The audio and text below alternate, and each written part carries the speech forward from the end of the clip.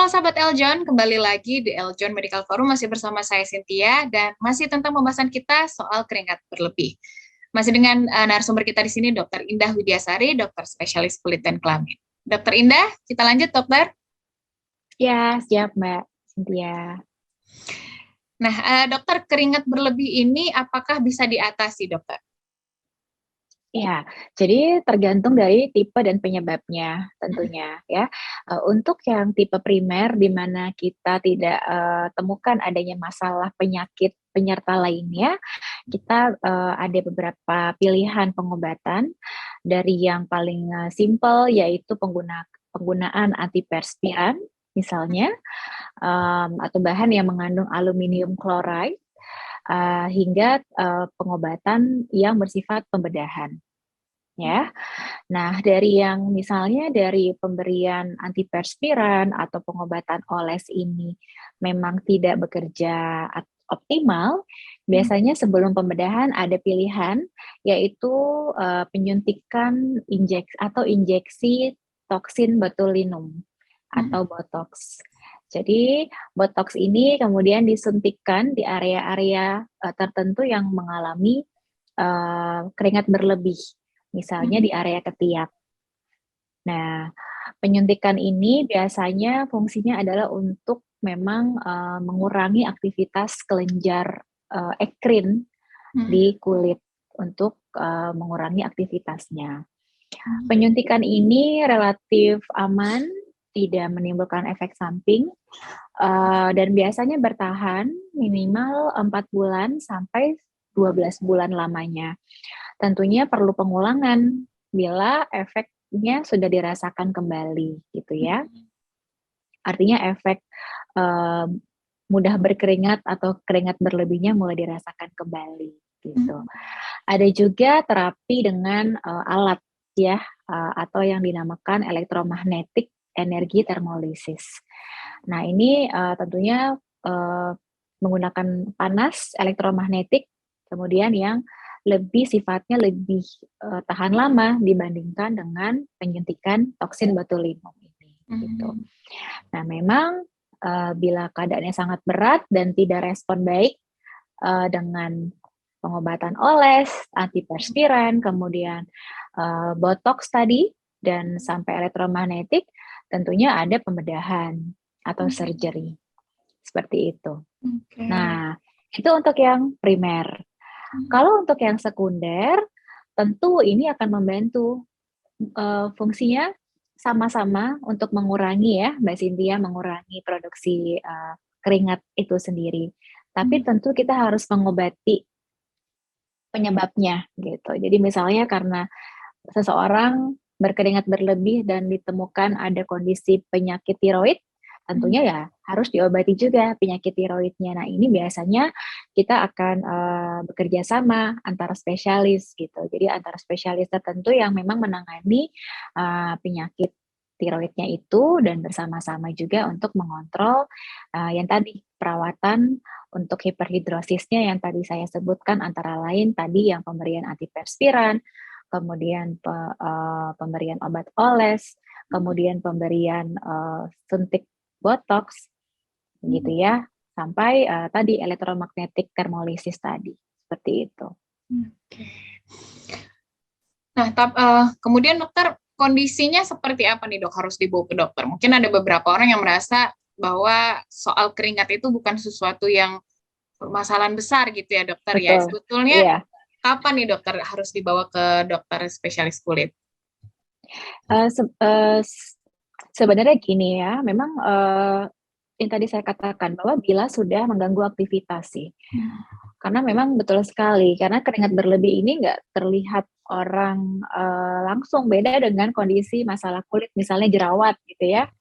Nah, kalau jerawat pasti tampak dan sangat mengganggu penampilan karena terlihat langsung. Nah ini kan kalau hiperhidrosis tidak ya, justru seseorang itu yang merasa nggak nyaman, mengganggu aktivitas, kepercayaan diri, sampai ganggu aktivitas sehari-hari gitu ya, menjadi minder. Nah itu secepatnya, jadi sebelum terjadi efek yang tidak diinginkan, apa sih sebenarnya dok? Ada nggak sih bahayanya gitu kali ya Mbak Cynthia ya? Kalau misalnya jerawat kalau nggak diobatin, bisa jadi bekas, bisa jadi bopeng gitu kan. Nah, bisa sebenarnya efek dari kenapa berlebihan harus diatasi. Apa? Nah, itu memicu karena kondisinya lembab kulitnya, tentunya memicu yang namanya pertumbuhan infeksi jamur, ya. Kemudian nggak hanya jamur ya, bakteri hingga yang dinamakan tadi bau tidak enak tadi ya, atau bronkhidrosis gitu. Bahkan kalau misalnya terjadi di telapak-telapak keadaannya lembab itu disukai oleh virus, virus kutil atau Verruca vulgaris. Kalau kita temukan kayak bintil-bintil di telapak-telapak dan ini juga menular ya.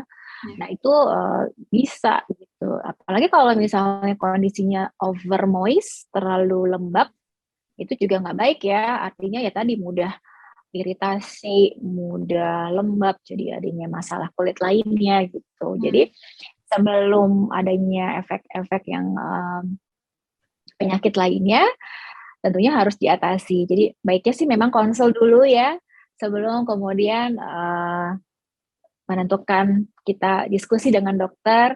Dokter akan menggali banyak tentang dari kapan hiperhidrosis ini ya, area mana yang dirasakan berlebih dan apakah ada family history atau riwayat keluarga yang serupa seperti itu.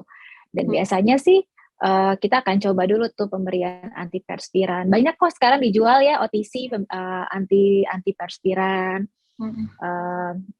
Dan biasanya kita akan tawarkan nih kalau misalnya sangat, biasanya wanita ya. Wanita kan nggak ingin tuh pakai baju kemudian jadi basah. Itu sering sih saya temukan di klinik, langsung disuntik botox, Mbak Cynthia. Gitu. Biasanya kita tes dulu sih. Kita tes dulu sebelum kita menyuntikan. Ada namanya iodine starch test. Jadi dia itu nanti akan dites di area kulitnya. Kita lihat mana yang memang kelenjar-kelenjar keringatnya yang sangat aktif. Nah, itulah yang disuntik. Gitu. Kalau suntik botox ini di bagian mana artinya dok? Yang di mana bagian berkeringat berlebihnya atau seperti apa dok? Iya, jadi di area kalau misalnya ternyata yang dirasakan adalah ketiak, jadi di ketiaknya yang kita suntik.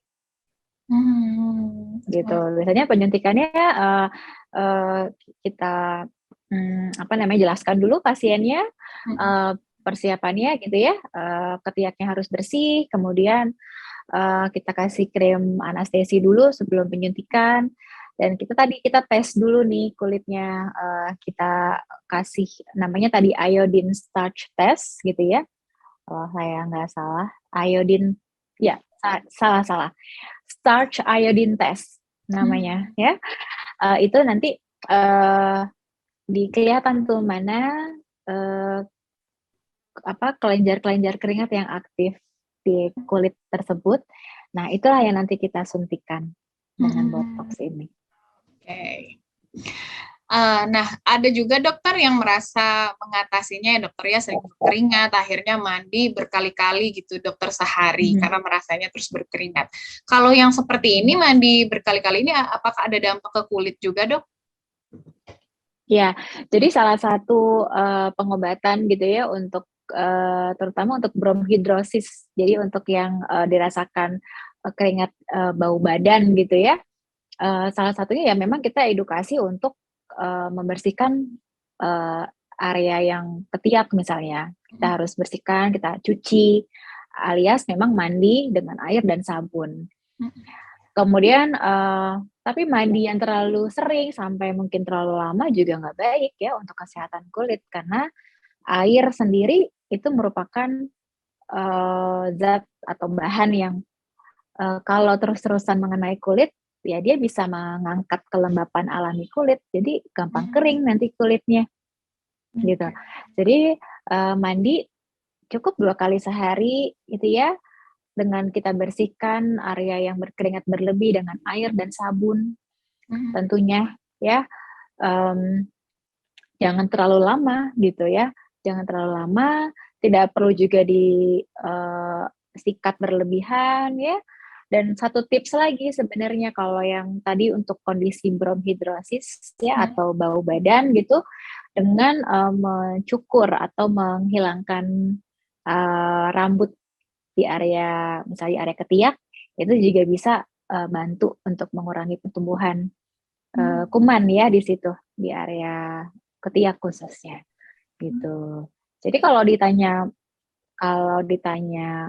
dok bagus nggak buat kulit, nggak bagus kalau mandi sering-sering, karena tadi bisa kemudian memicu iritasi, kulitnya jadi gampang kering. Kalau udah kering ya gatel, ya udah gatel nanti merah-merah, jadi dermatitis, jadi radang, dan kemudian ya bisa berlanjut ke kulitnya jadi mudah gatal, nanti mudah jadi infeksi seperti itu Mbak Cynthia. Terakhir dokter, bagaimana dokter mencegah keringat berlebih ini dok? Wah, kalau untuk mencegah keringat berlebih ya, tidak ada yang pasti sih, rawat kulit dengan baik, tetap mandi dan jaga hygiene, mandi dengan air dan sabun dan jaga hygiene, kemudian mengetahui penyebabnya gitu ya, dan memang segera konsultasikan keluhan gitu ya, memang bila sudah ada gangguan aktivitas sehari-hari seperti itu Mbak Cynthia.